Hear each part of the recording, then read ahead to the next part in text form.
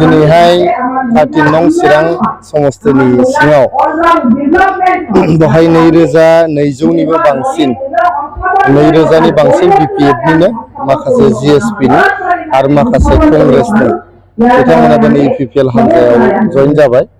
आं दाखालिनो बुंदों जे गसाइगावआव जोंहा गिदिरथार मोनसे सुबुं गोमा जानाय 3500नि बारा गसाइगावआव दाखालि जइन जादों आरो गसाइगावआवहाय बीपीएफनि रोदाखौ जोङो बुखुनानै गारहरबाय। थिग दिनैबो जोङो 13 नं चिराङाव बीपीएफनि रोदाया गुगुबाय आरो बे रोदाखौ जोङो बुखुनानै गारहरनो हाबाय। गतिके आरो बेवहाय बीपीएफआ खुनु चान्स गैला 13 नं चिरां समस्तियावहाय जोंहा एमसीएलएआबो दा जोंनिनो आरो गासिबो जोंनि रायजो राजायाबो जोंनिनो। जोंनि जे 1 लाखनिफ्राय बांसिन फेमिलिनो हा होनाय दिनै जोंनो गासै प्राय 10,000सो सेल्फ हेल्प ग्रुपनो जे 75,000 रां आगोलाव 3,815 सेल्फ हेल्प ग्रुपनो आरो 6,000 जोंहा रेडि जानानै दङ। चेक राननो नागिरदों जोंखौ एकदिननि उनावनो रानसिगोन।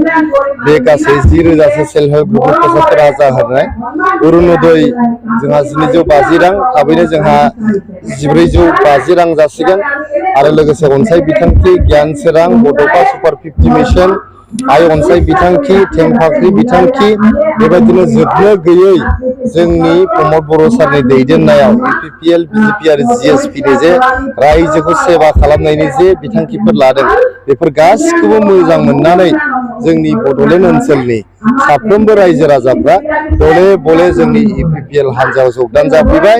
नोंथांमोना मिथिगोन जे फैगोन जे जोंनि एमपी इलेक्शन दङ, मेम्बार अफ पार्लियामेन्ट बिसायख'थि दङ, बेवहाय नोंथांमोना थाबैनो सासे बर' एमपी मोनफिननो थांगासिनो दङ।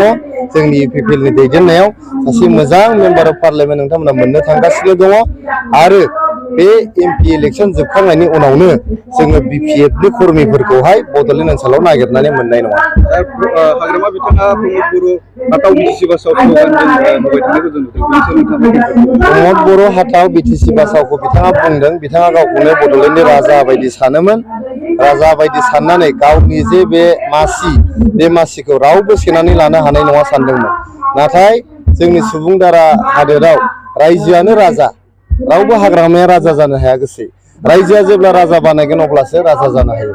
गतिके दिनै प्रमद बर' सार बायदि जोबोद मोनसे निखावरि न'खरनिफ्राय फैनाय, हाजिरा मुजिरा मावनानै जाग्रा न'खरनिफ्राय फैनाय, मावनानै जाग्रा न'खरनिफ्राय फैनाय प्रमद बर' सारा माब्रै हाग्रामाया गावखौनो राजा बायदि सानग्रा जिरायग्रा मासिखौ लाफैनो हाखो होननानै बिथांनि गोसोआ दाबो बिथांखौ बजबना लानो हायाखै, हजम जायाखै आरो मेगना जोबोद आलौगासिनो दं बिथांना। ओंखायनो सान हर बिथाङा हिंसाबाय थायो आरो प्रमद बर' सारखौ माब्ला बोख्लायनो हायो होननानै सानो। नाथाय प्रमद बर' सारजों रायजो राजानि आशीर्बाद दङ। प्रमद बर' सारा फैगोन 15 बोसोर 20 बोसोरबो जेब्लासिम बिथाङा गोसो जानानै नागारा बे बिटिआरनि सिटनि मासिया प्रमद बर' सारजोंनो थाबाय थागोन।